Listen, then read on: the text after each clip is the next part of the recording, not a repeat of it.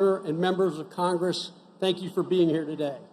After seeing today's display of naval power and standing on this pier surrounded by sailors, Marines, family members, and patriotic Americans, all I can say is that was damn impressive. Come on, give them a hand.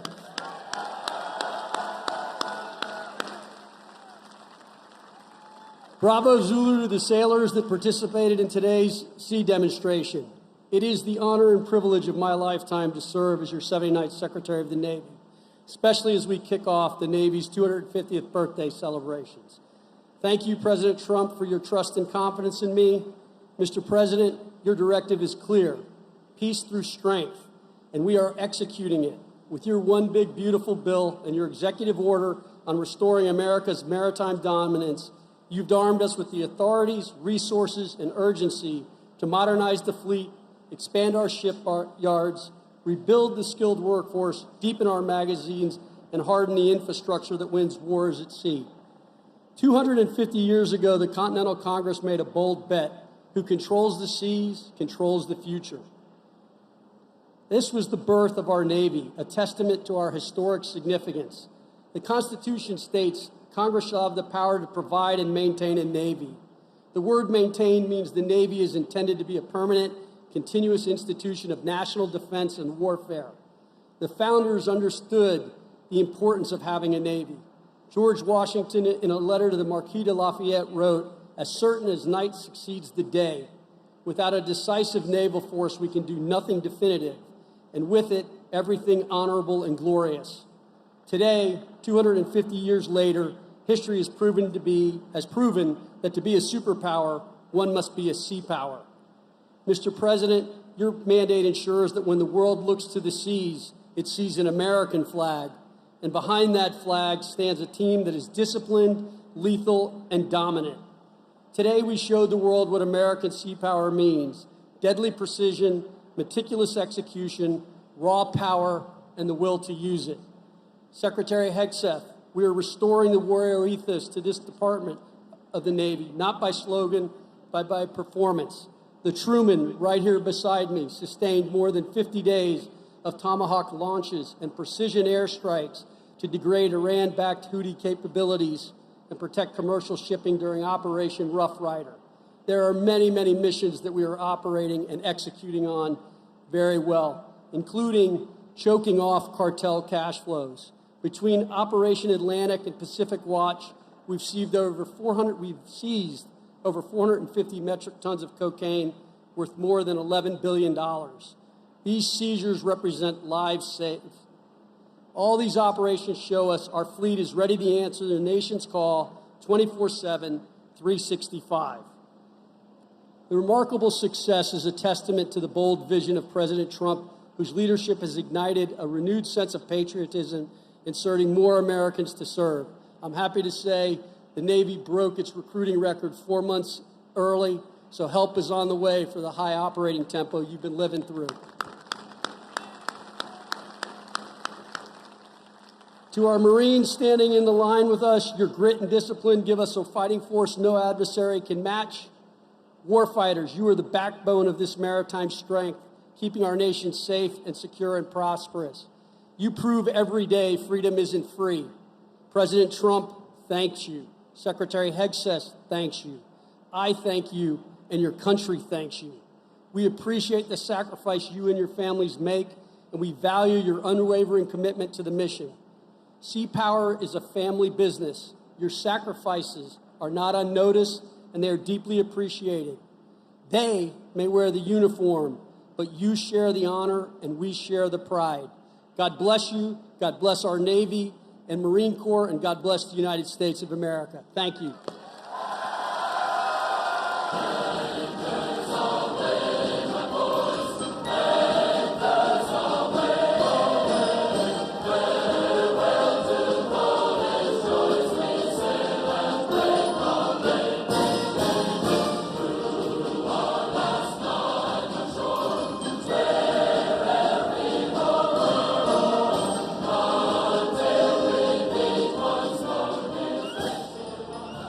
I am a real American.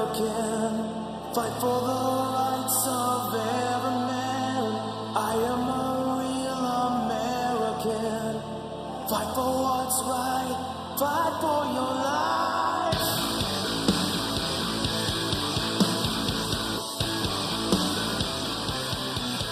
When it comes crashing down and it hurts inside, you gotta take a stand. It don't hurt to hide. If you hurt my friends, then you hurt my pride. I gotta be a man, I can't let it slide. I am a real American. Fight for the rights of every man. I am a real American. Fight for what's right. Fight for your life.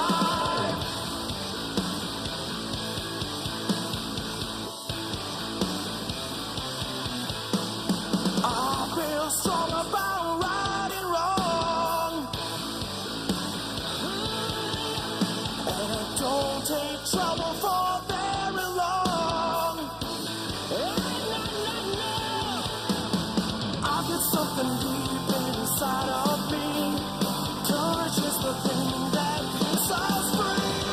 I am a real American.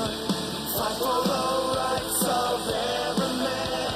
I am a real American. Fight for what's right. Fight for your life. I am a real American.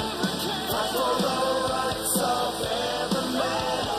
I am a real American. Fight for what's right. Fight for your life.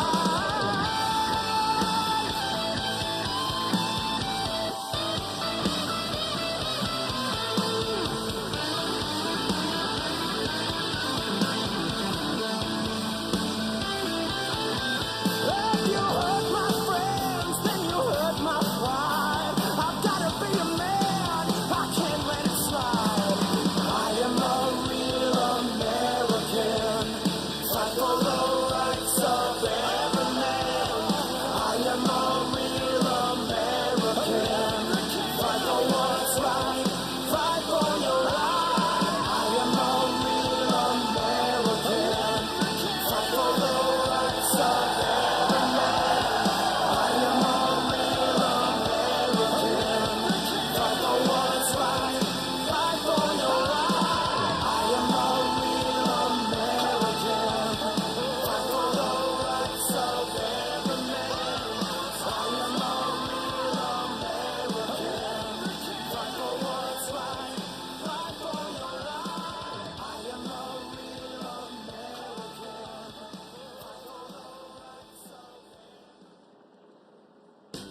You shake my nerves and you rattle my brain. Too much love drives a man insane. You broke my will, oh what a thrill. Goodness, your records and quitting balls of fire. I let the love all I thought it was funny. You came along and you moved me, honey. I changed my mind, look it's fine. Goodness gracious, quitting balls of fire. You kiss me, baby. Ooh, it feels good. Hold me, baby. Girl, just let me love you like a lover should. You're fine, so kind. I'm gonna love this world that you're mine. I took my nails and I twiddle my thumb. I'm real nervous, but it sure is fun. Come on, baby, it drives me crazy. Goodness gracious, quitting balls of fire.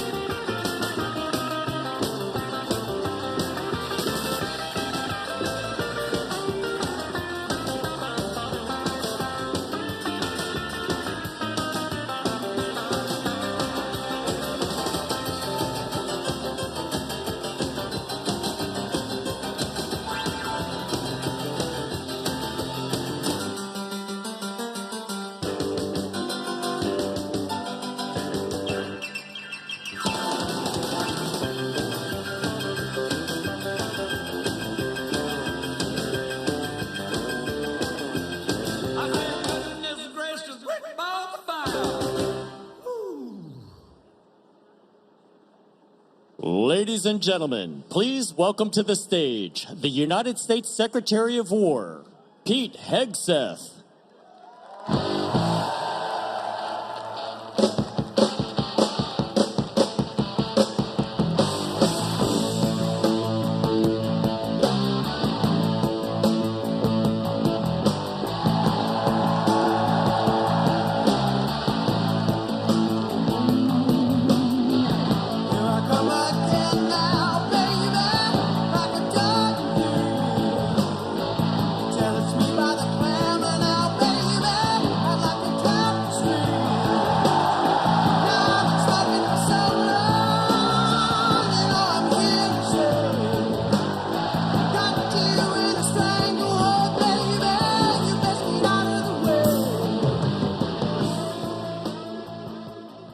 My goodness.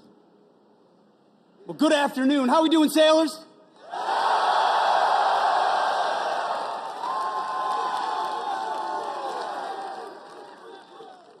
The absolute best of America. I'm honored to be at the world's largest naval base. Now, I'm the only thing between you, the First Lady, and the Commander-in-Chief, so I'm going to keep this very brief. Looking out at all of you, I know you know why the President always says we have the strongest, most powerful, most lethal, most ready military on the planet. And he's going to make sure we keep it that way. This is the perfect way to mark 250 years of the United States Navy. You know, President Trump has made our mission clear. America first and peace through strength, with common sense at every turn. At the War Department, it is the War Department, we're committed to that core mission of peace through strength. And for the Navy, that means more sailors, more subs, more ships, and more munitions for all of them. The Navy and the Marine Corps embody the resilience of our country. Nobody in the world does it better than the United States Navy. Always remember this. Fact. You are not civilians, you are different. Sailors, SEALs, Marines, you were set apart for a distinct purpose. Your diversity is not your strength. Your strength is your unity of purpose, your shared mission, your love of country. Generation after generation, battle after battle, ship after ship, sailor after sailor, you have set the tone. The story began with John Paul Jones when he declared, "I have not yet begun to fight." Today, we have a commander-in-chief who fights for all of you and fights for our country every single day. A commander-in-chief who guarantees that you, the warfighters, have everything you need on the high seas to deter our enemies and, if necessary, win overwhelmingly. We have a president who appreciates your dedication. He appreciates your service, your sacrifice, and that of your family as well. And as I always tell every service member, every sailor I see, he has your back. So warfighters, on behalf of everyone at the Department of War, thank you. Thank you for your commitment to America's Navy. You stand the watch 250 years later. God bless you. And may God bless our great republic. Godspeed. Thank you.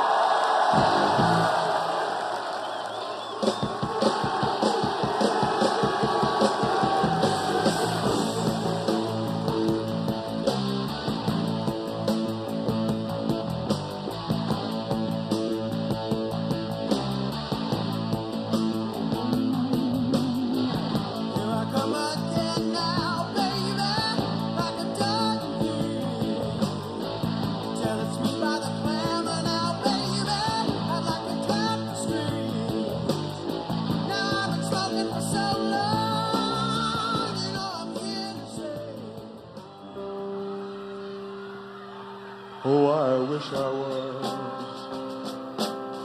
in the land of cotton. Old times there are not forgotten. Look away, look away. What? Look away.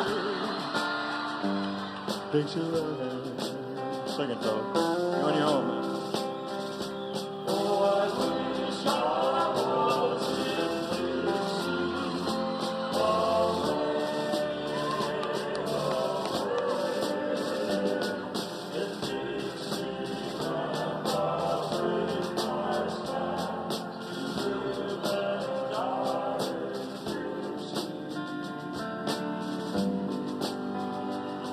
For Dixieland,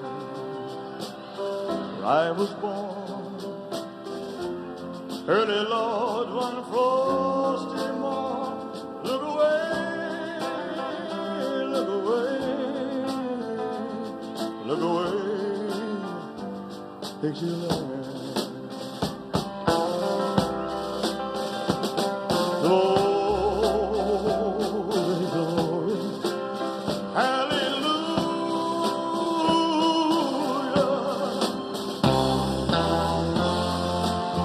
Glory, glory, hallelujah.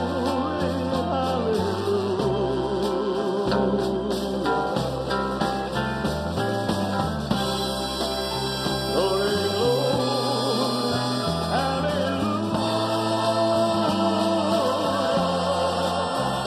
His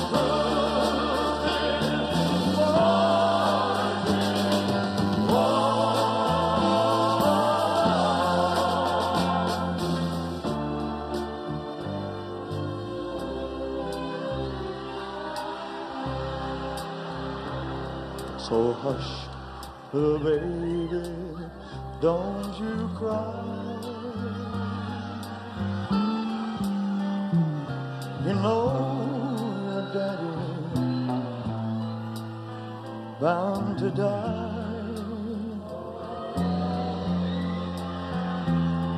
But all my cries, Lord. Ladies and gentlemen, please welcome the First Lady of the United States, Melania Trump.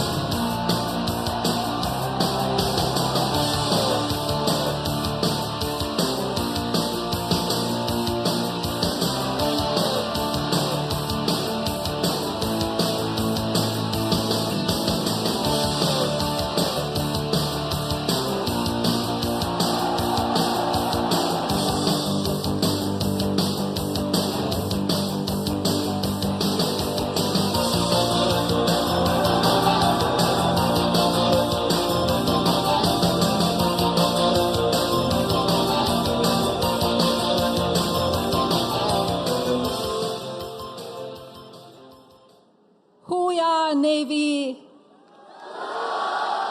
Hooyah, Navy! Hooyah, Navy! It is an honor to be with you to celebrate the 250th year since the United States Navy was officially established. Generations of sailors have kept America free because of their presence on the high seas. Your strength, bravery, and sacrifice inspires us all. The President and I just attended an extraordinary demonstration, an inspiring display of skills that reflects the very best of our Navy. For me, it brought back fond memories of my visit to the USS George H.W. Bush in 2018. I will always remember the pride and professionalism of the sailors I met on that vessel. I witnessed the enduring spirit of America's Navy, which propels every mission and lives on to every sailor who serves. Now, it is my privilege to introduce someone who holds our military close to his heart, not only as the Commander-in-Chief, but as a proud American who believes deeply in the men and women who wear the uniform. Please join me in welcoming my husband, the 45th and 47th President of the United States, Donald J. Trump.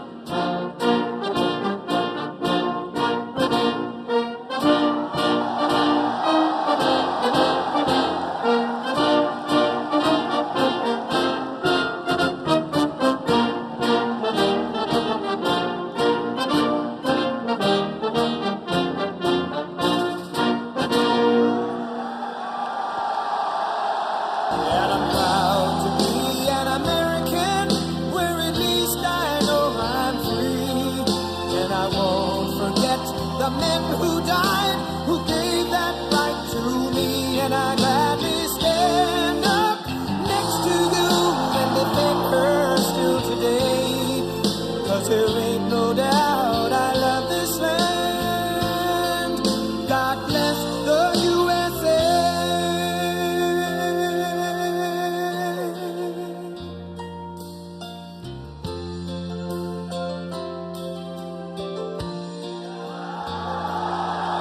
From the lakes of Minnesota to the hills of Tennessee, across the plains of Texas, from sea to shining sea, from Detroit down to Houston and New York to LA, where there's pride in every American heart, and it's time we stand and say,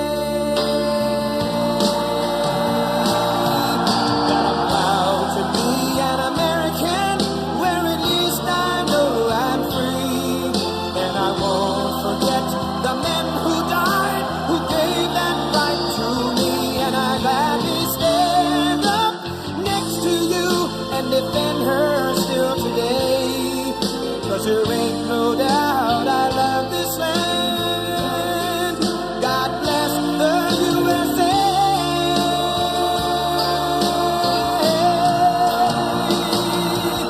And I'm proud to be an American, where at least I know I'm free. And I won't forget the men who died, who gave that right to me. And I gladly stand up next to you and defend her still today. 'Cause there ain't no doubt I love this land. God bless the USA.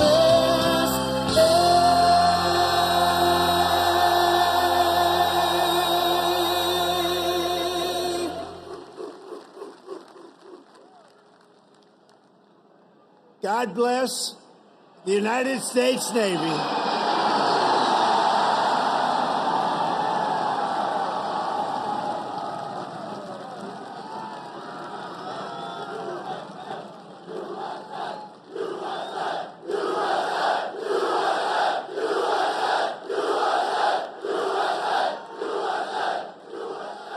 Well, that was good timing, wasn't it? We had to get that right.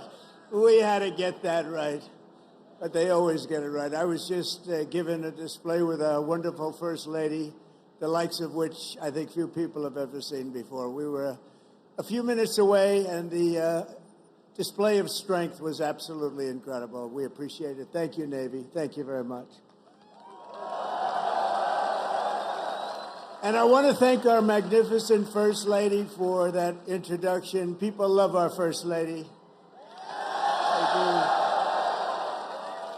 And let me say to all of the incredible sailors on this pier, it's great to be with the fleet, the fleet. And let's also give a very special thanks to the shipmates who put on that spectacular display of Navy dominance. And that's what it was dominance. And Bravo Zulu, you know what that is? Bravo Zulu, you know, a lot of people don't. That it's a true honor to be here with the thousands of our nation's finest sailors at the largest naval facility in the entire world. It's the largest, and I would say more importantly, it's the best, okay? It's both the Norfolk Naval Base, thank you very much. The largest and it's the best. We're gathered on this storied waterfront to celebrate 250 years of strength, tenacity, and unwavering courage by the greatest fighting force even, and that's true, no matter where you go, no matter where you go, no matter what you even think about, there's nothing like the fighting force that we have. Roamed the seas, it's called the United States Navy, and there's nothing in the world like it, nothing, not even close. You read stories, they don't have it. Let me tell you, we check it closely. We check it closely. Docked beside us today are a combined 150,000 tons of pure American naval supremacy and two colossal reasons why no one should ever want to start a fight with the USA. They won't fight. We're putting out a lot of fights, so do you see that? We're going to be close to number 8. Number 8. We don't want to send you into battle unless it's necessary, right? We're putting out a lot of fires. Maybe some of you will be angry. You'll say, what's he doing? We want to fight. You know what? If we can solve them the way I'm solving them, we solved 7. We have another one that's taken 3,000 years, and we're pretty close, but I don't want to talk about it until it's done. But let's give a big round of applause to the men and women of the majestic USS Kearsarge. Thank you. And let's hear it for the sailors of the USS Harry S. Truman.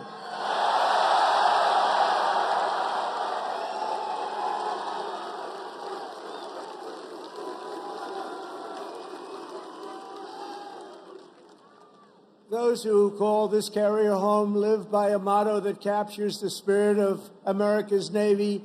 It's very simple. The words, give 'em hell, and we do give 'em hell. For 2.5 centuries, that is what every generation of American sailors have done. You've conquered raging oceans and braved ferocious storms to vanquish America's enemies on the high seas and distant shores. You've beaten mighty warships into twisted wrecks of steel.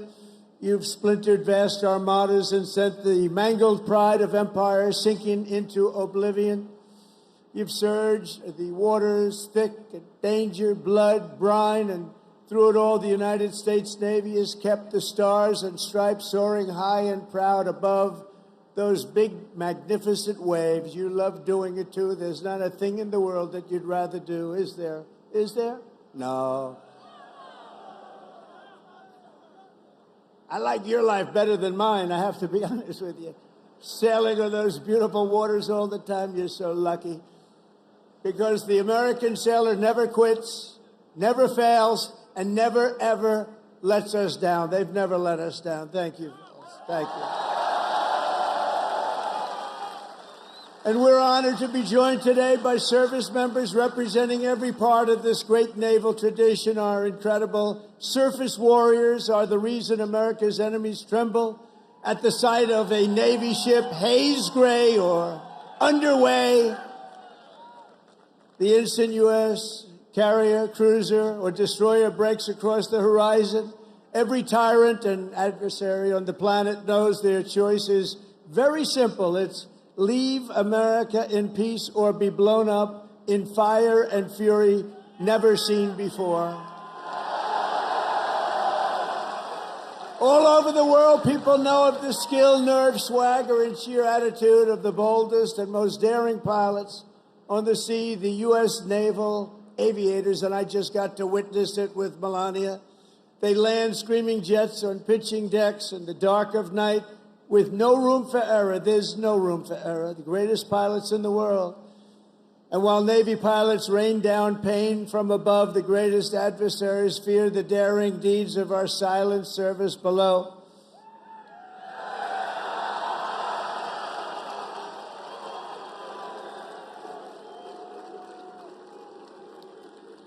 They prowl and strike from crushing depths, unseen, undetected, and unstoppable.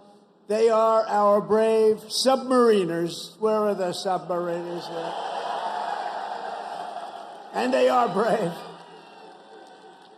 The most lethal weapon in the world, I will tell you, nobody knows where it is and what it carries. There's nothing that carries weaponry like that.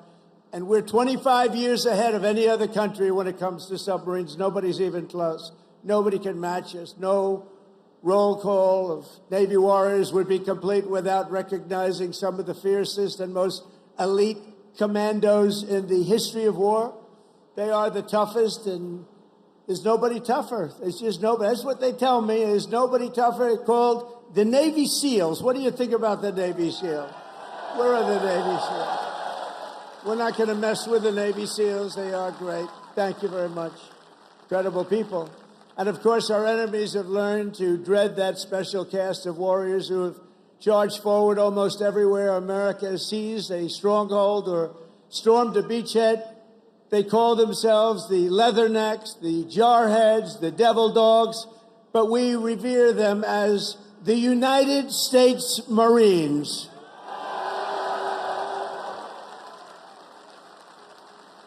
Incredible people. Incredible people. With us today are some of those who have led these exceptional men and women. They've led them like nobody else. And I'll tell you, a person I'm very, very proud of, he has stepped up and he's hitting home run after home run. They love him. I want to introduce again a man who's just exceptional. I'm so happy with this choice.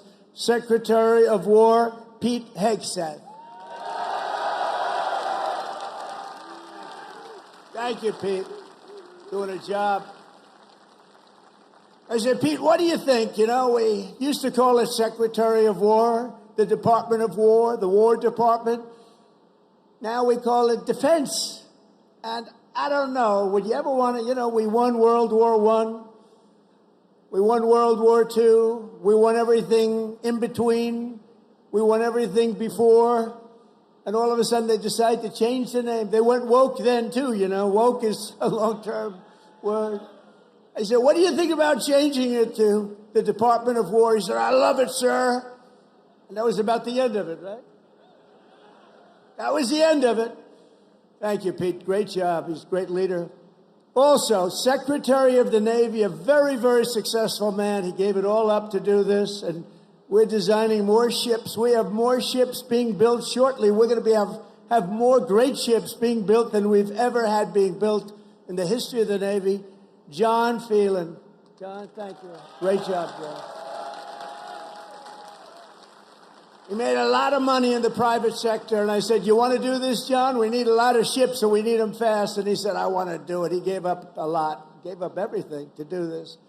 But he's loving it, and he's doing a fantastic job. Chief of Naval Operations, Admiral Darrell Caudle. Admiral, thank you. Great job. Rear Admiral Gavin Duff.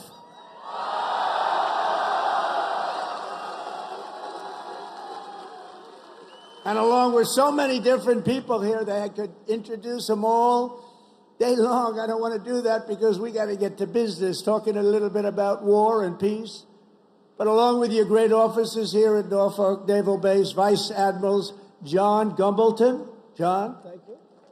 Thank you, John. Great. Young guy. You're a young guy. Great. Doug Perry and Rob Goucher. Thank you. And a very special thanks to a man who just got a 93% approval. He runs the Veterans Everything, I call it. He's Veterans Everything. The VA Secretary Doug Collins. He's doing great. Thank you, Doug. Doing a great job. Ambassador Monica Crowley. Monica, thank you very much. A man that everybody loves. He was my doctor in the White House, and I got to know him very well. He was also the doctor for Barack Hussein Obama. Have you heard of him? And he was a doctor for a man named Bush. And at a press conference, they asked him, who's in the best shape? Who's the healthiest? Who's the strongest? Who's the best physical specimen of the three? He said, that's easy. President Donald Trump. And I said, I love this guy. I said, I love him. Ronnie Jackson, he's now a congressman, as you know. So he was an admiral. He was the chief doctor. He was the whole boss of doctors. And now he's a very, very successful congressman from Texas. Thank you, Ronnie, very much. And I appreciate those words. I'll never forget them. Jen Kiggins, Jen, thank you. John McGuire, Rob Whitman, Dan Crenshaw, Derek Van Orden. These are unbelievable, talented people that are with me, and they fight. Thank you very much, fellas. Thank you. Thank you very much, darling.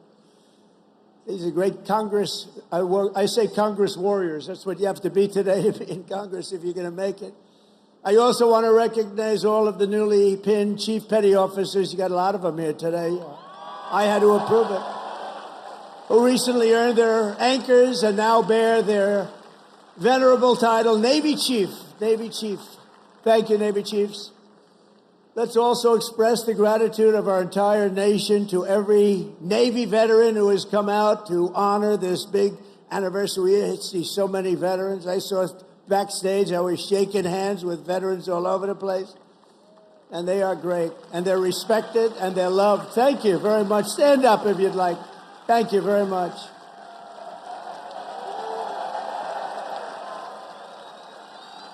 They're really loved. I saw it backstage. I saw so many veterans, and my hand will never be the same.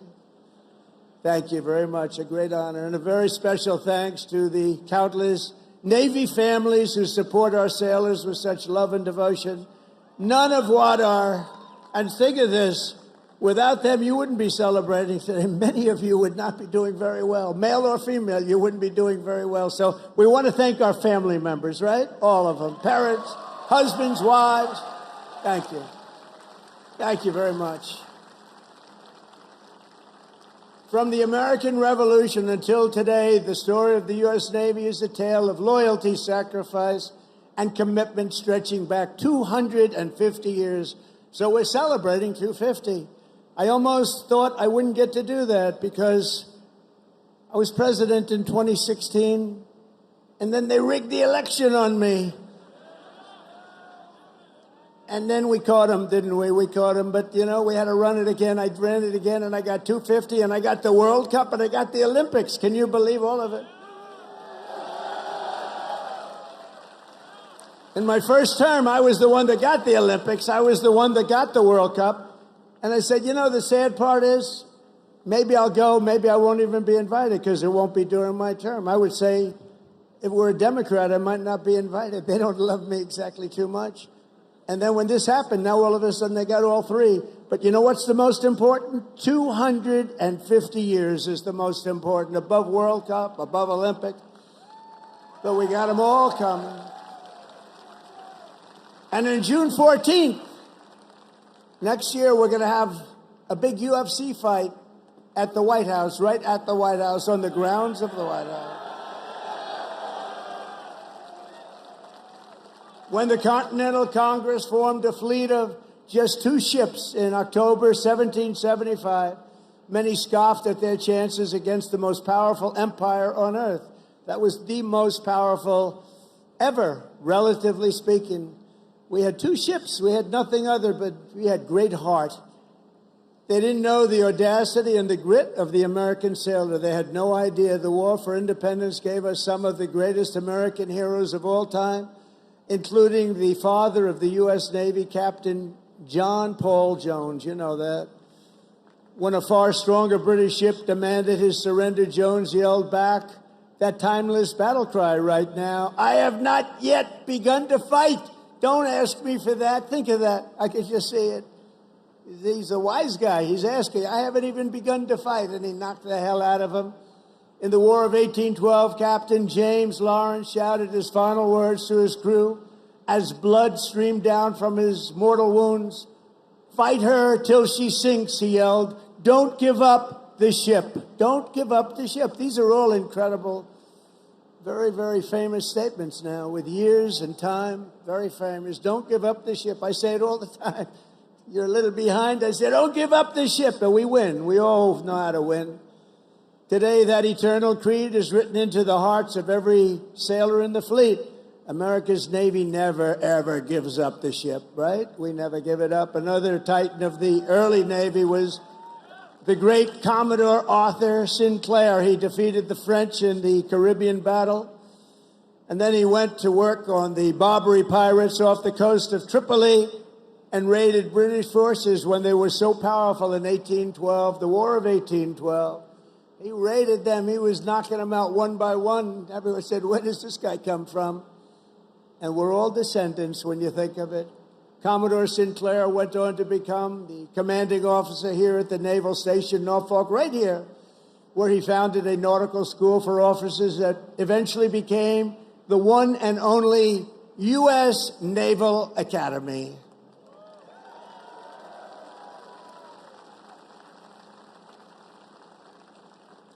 And I'm going to be at your Army-Navy game this year. Who am I going to root for, huh? You may be surprised.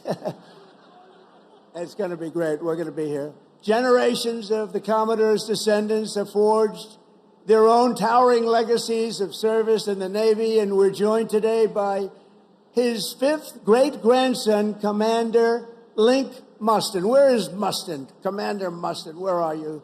He's here. Wow, look at this handsome guy. That's good genetics, right? He's got good genes. Thank you very much.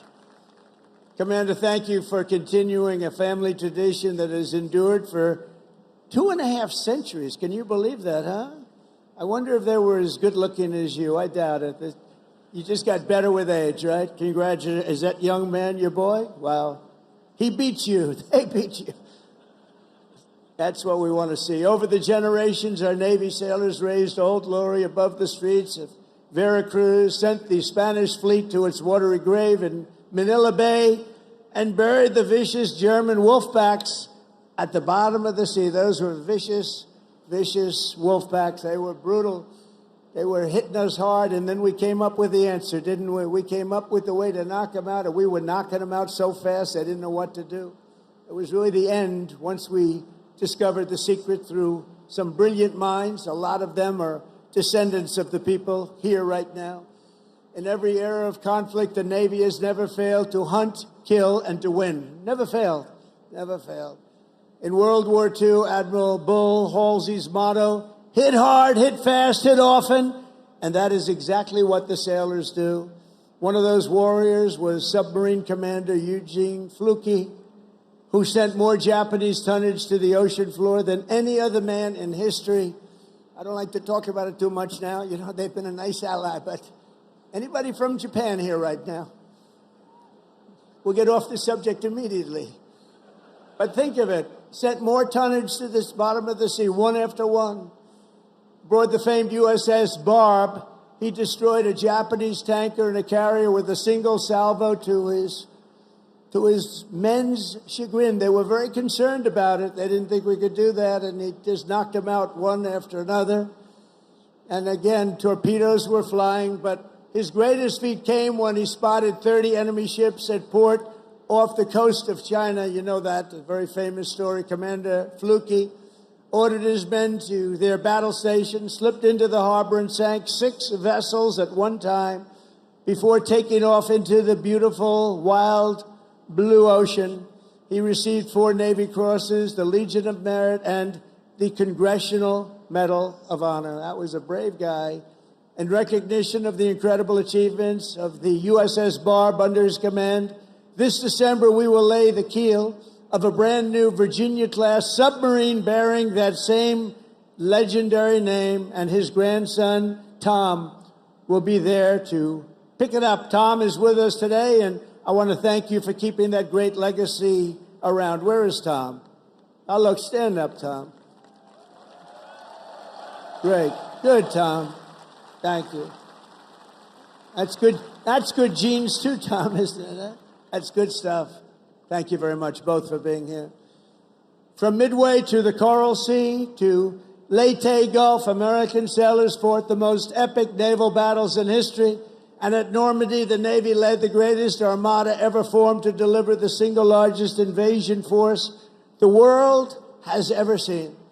One of the sailors who did it was Felix Maurizio, who enlisted at age 18 and trained right here in Norfolk, trained right here.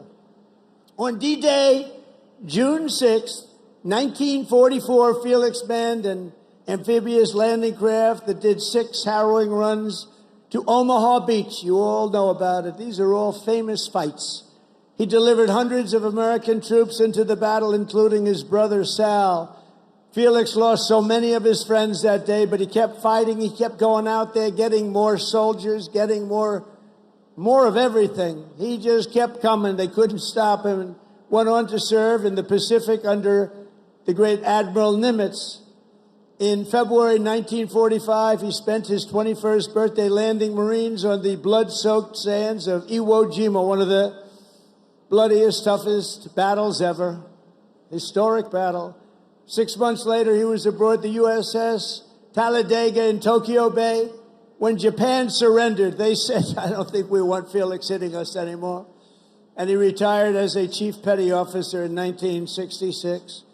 This year, Felix celebrated his 100th birthday, and he is here this afternoon as a living testament to the glory of the United States Navy.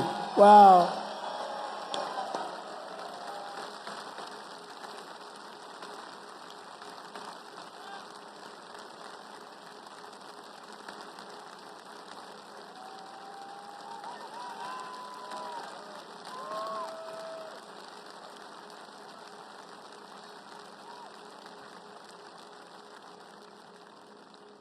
That's great.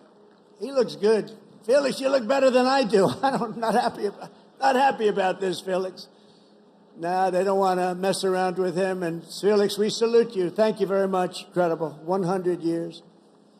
In Korea, American sailors and Marines carried out the daring landing in Incheon and flew more than 250,000 combat sorties against the enemy. It was an amazing effort. In Vietnam, the Navy unleashed Operation Rolling Thunder and deployed a brand new unit, the Navy SEALs, to tear up Mekong River Delta.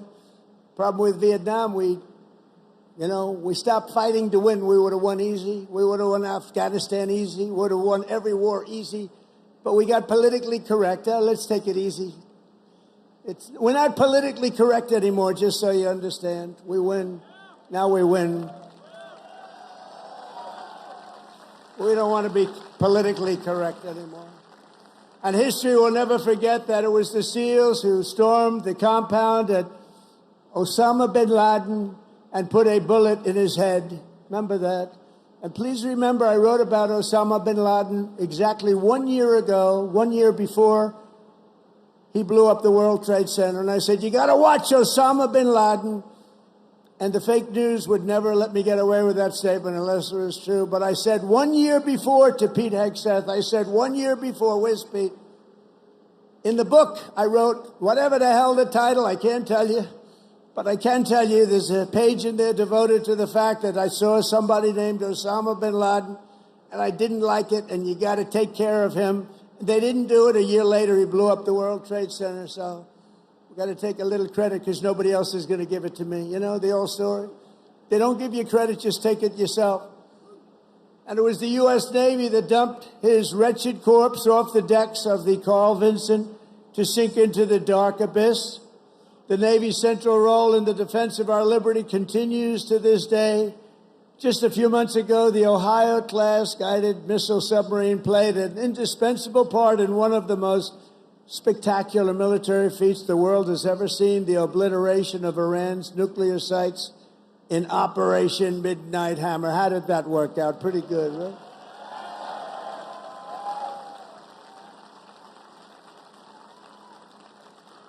And we shot 30 Tomahawks, you know that. On top of, after the B-2, how about that? The B-2s, what they did, those beautiful flying wings. What they did, they hit every single target they hit. And just in case, we shot 30 Tomahawks out of a submarine. Every one of them hit too. So I would say Iran was not particularly thrilled. They were going to have a nuclear weapon within a month. And now they can start the operation all over again, but I hope they don't, because we'll have to take care of that too if they do. I let them know that you want to do that, it's fine, but we're going to take care of that, and we're not going to wait so long. It should have been done long before I came along. You know that I had the pilots of the B-2s in my office, the famous Oval Office.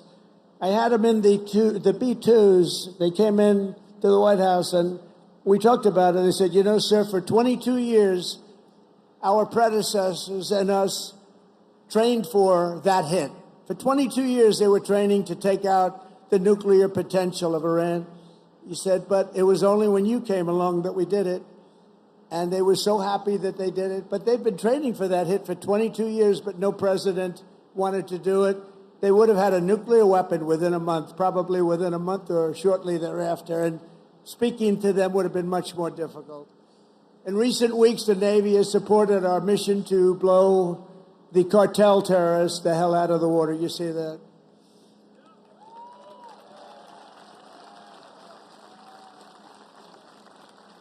And you know, there are no boats in the water anymore. We can't find any. We're having a hard time finding them. But you know, it's a pretty tough thing we've been doing, but you have to think of it this way.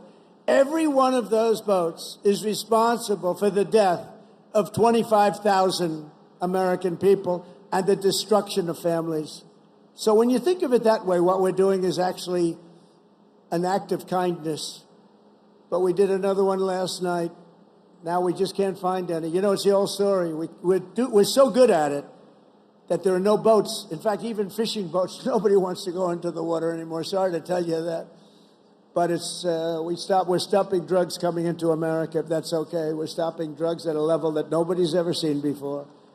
Last year, we lost, I believe, 300,000 people. And that's not talking about the destruction to families. Every one of us knows families that have been destroyed because the son, daughter, even mothers and fathers are destroyed by the fentanyl pouring in and drugs pouring in. Well, they're not coming in by sea anymore, so now we'll have to start looking about the land, because they'll be forced to go by land. And let me tell you right now, that's not going to work out well for them either. And it was the Truman carrier strike group that unleashed American fury on the Houthi terrorists in the Red Sea.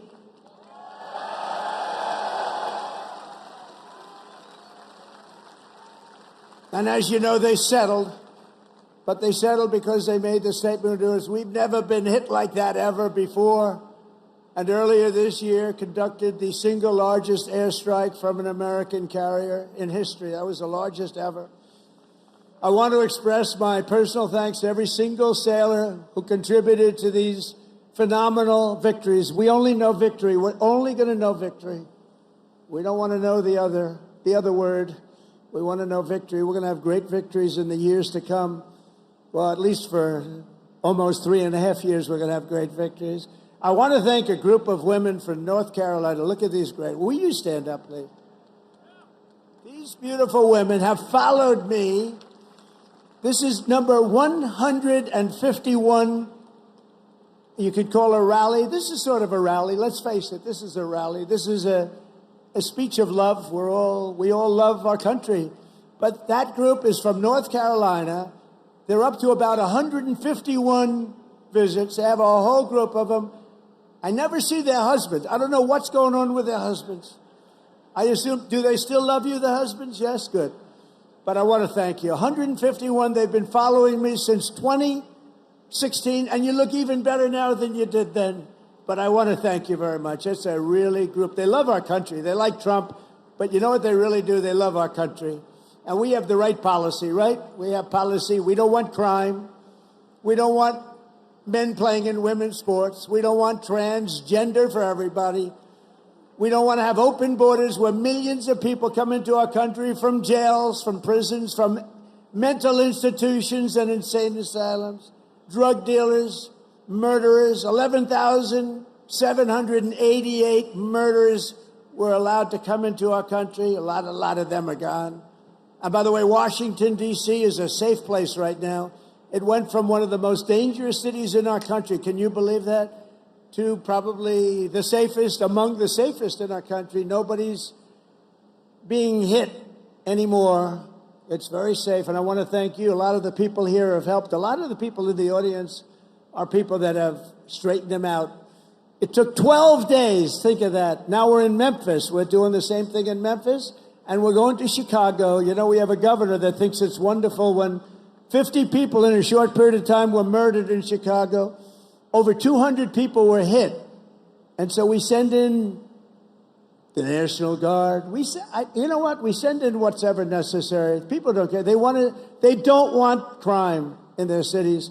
And we're doing it, and we're doing it well. We're doing it like nobody's ever done it before. So I just want to tell you, you're very close to D.C. The restaurants are thriving. The restaurants are dying. They were closing one after another. Now they're thriving. They're opening up beautiful new restaurants. Washington, D.C. is safe. And I even went there and had dinner the other night. And I stood right smack in the middle of the street. Secret Service was thrilled. And I gave a news conference. It's a safe place now. Washington, D.C., it's always going to be. Our nation's capital is always going to be safe. We're never going to let that happen again, what happened there. One of the most beautiful places. We're doing a big beautification program. It'll take me very little, very short. But we're doing a beautification program to go along with the security and safety. We're getting rid of the graffiti, the potholes, the broken medians between roads. We're doing a real job, and you'd be proud of it. I think everybody here is proud of it, frankly. That's our nation's capital, and that has to be clean, beautiful, and safe. The U.S. Navy always stands for America. As your commander-in-chief, I will always stand for you. I promise you that. You know that. That's why you voted for me in numbers that nobody's ever seen before. And I want you to know that despite the current Democrat-induced shutdown, we will get our service members every last penny. Don't worry about it. Don't worry about it. You'll worry about it. Do not worry about it. It's all coming. It's coming. And even more because I'm supporting the across-the-board pay raises for every sailor and service member of the United States Armed Forces. But we have to take care of this little gnat that's on our shoulder called the Democrats. They want to give all of our money to illegal aliens that pour into the country. And, you know, I have a bigger heart than they do. But the problem is when you do that, they come in by the millions. Everybody wants that, so you can't do it. But I've also pledged the largest ever investment in our military's history. We're spending over $1 trillion. We've never had anything like that before. $1 trillion on our military, and that includes, along with your Secretary of the Navy and Pete Hegseth, we're going to be building lots of ships and doing a lot of things that you haven't seen happen for 35 years. We'll soon revitalize our once great shipyards with hundreds of billions of dollars in new investments and people coming from all around the world, and they're going to build ships in America. We want them built in America. And as I told our generals and admirals last Tuesday, we are getting wokeness the hell out of our military. It's gone. It's really gone. I don't know that it was ever really here. I think some of the top people had it. I knew a few of them that they were major losers. But they were losers. Unlike our great general, the chairman of the Joint Chiefs of Staff, who may be here, Dan Raisin Cane. You know Raisin Cane? When I heard his name, I said, that's the guy I'm looking for. But he's been an amazing warrior, and, you know, he was the one headed up the attack on Iran.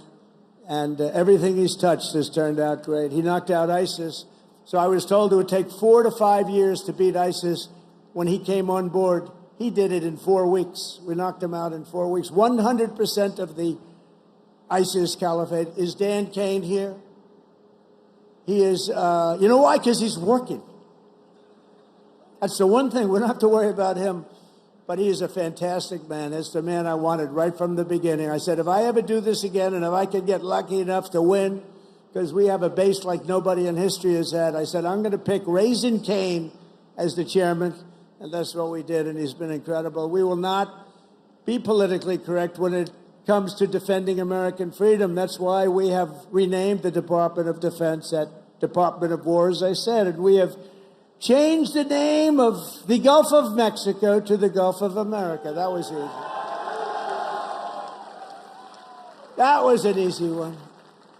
You know, for years I've looked at it, and I added it up, and I figured we have 92% of the frontage. I say, how come we call it the Gulf of Mexico?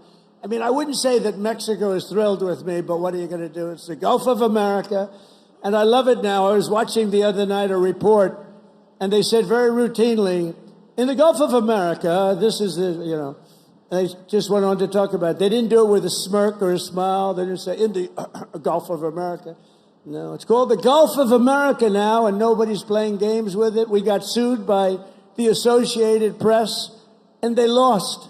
In fact, the judge was so good, he said, he's calling it the Gulf of America. He's got all the approvals. You have to do that, too, to the very liberal Associated Press. They got thrown out of court. In fact, they're almost not allowed to cover me anymore because of that. It was a big hit.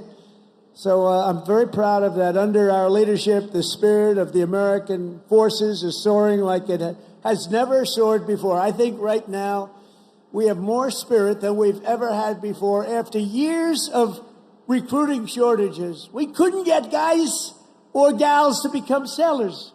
1 year ago, they didn't want to be a sailor. Although I must say, once I said we're going to run, a lot of people, it made it better. But let's go back 2 years, and it was even worse.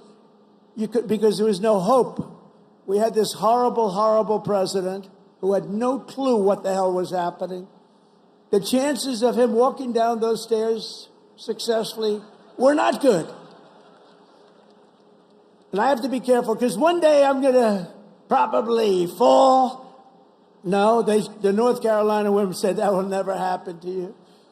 I always say, walk down the steps nice and slow. You ever notice I do nice? I don't have to bop down the stairs. Walk nice and slowly.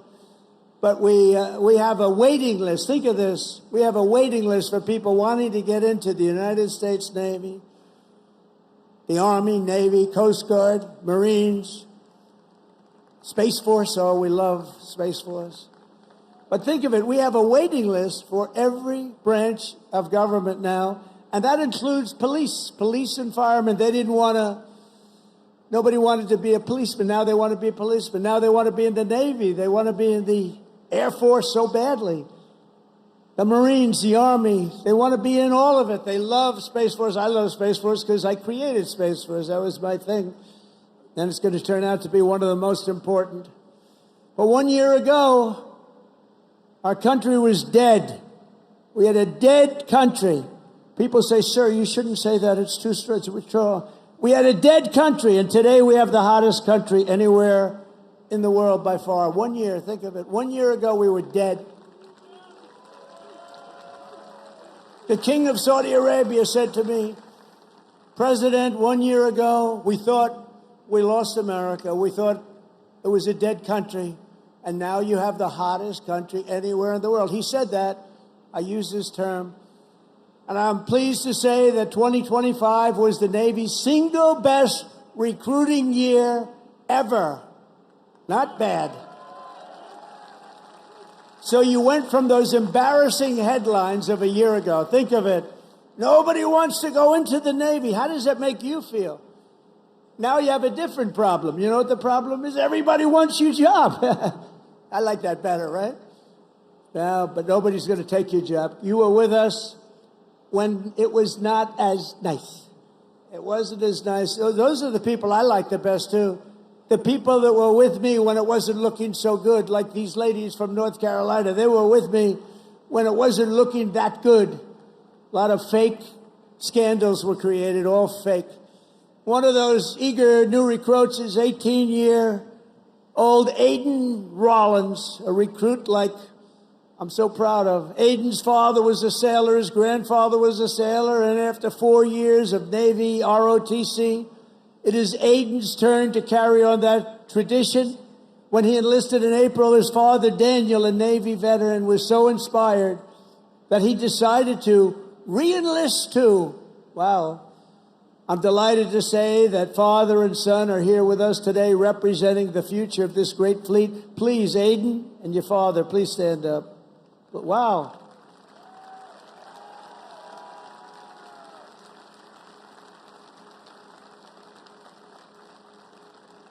Wow, that's a good-looking family, I tell you. Thank you both. That's a great story. Beautiful. Your father looks pretty young, Aiden. I mean, he's a young-looking guy. Every sailor, aviator, submariner, and shipmate in the Navy inherits a tradition of excellence and daring, power and glory unmatched in the long saga of mankind's voyage on the sea. From that first ship, the schooner Hannah, to the awesome sight of a modern carrier battle group underway, the U.S. Navy has always been the iron will of a proud and mighty nation pushing forward through the currents and over those big, beautiful waves, through the spray of raging combat and the fog of naval war. America's sailors have proven time and again that our Navy does just the best job there is. Anything having to do with sailing the oceans, there's nobody to compete. We own the skies, we stalk the depths, and we rule the seas like nobody has ever ruled the seas. From Boston Harbor to Hampton Roads, from the Philippine Sea to the Red Sea, from the Guadalcanal to the vast, great Atlantic Ocean. Our sailors have seized triumph upon triumph. We don't know anything about defeat. We heaped honor upon honor and carved greatness and splendor into the pages of history. We only talk about the Navy and only use that word, splendor.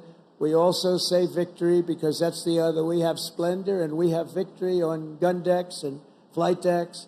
In torpedo rooms and cockpits, they have poured out their blood, sweat, and tears and offered their very lives to defend this land between the seas. They have crossed icy canals, leapt from burning wreckage, plunged into frigid waters, soared into deadly skies, and slashed across the mine-infested bays to claim American victory and to defend the cause of liberty, to defend, quite frankly, the American flag. In every era and every part of this globe, our sailors have fought with courage in their hearts, patriotism in their souls, and salt water in their veins. You have that salt water. Don't let the doctors change it. Keep it, because there's nothing like it. There's no blood like it. And standing before all of you today, I know that whatever our nation is threatened and whenever they need help, whenever duty calls, American sailors will hoist our flag high and they will rally to Admiral Farragut's immortal battle cry, "Damn the torpedoes, full speed ahead, go, you son of a gun." With your help, we will fight, fight, fight. We will win, win, win.